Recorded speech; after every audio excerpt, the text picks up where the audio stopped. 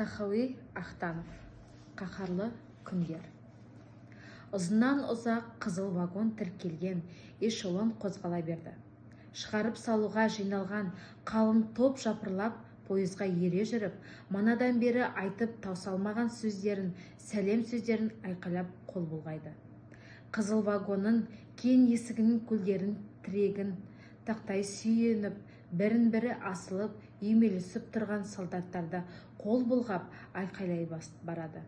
Жамыраған қалың шудың арасында жылаған ащы дауыстардай естіледі. Енді ажырандар, бәрінің атынан мен қош айтам дегендей паровоз шұбылта созып, ұзақ шырқап айқайлайды да, жауынгерлерді жақындарын ыстық құшағынан суырып әкете береді.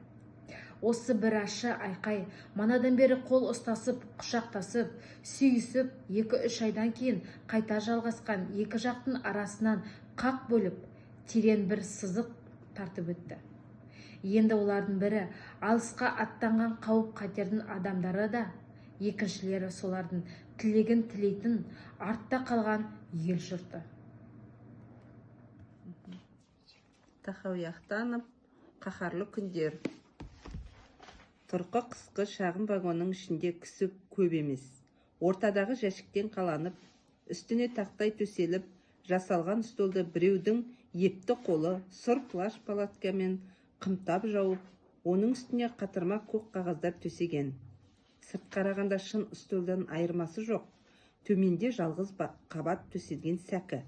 Басқа жасталмай қабырғада ілулі тұрған қынама бел шинелдер, фуражкалар, мойынға асатын былғары сумкалар, іргеде тұрған рациялар, стол үстіне қатарынан жанған 3 шырақ, жалпы вагон ішіндегі кеңістік.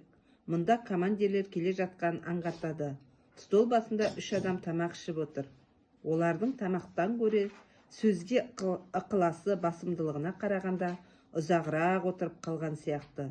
Стол үстіндегі азайып қалған тағам мен мойны сорайып босап қалған бутылка да осыны айтады.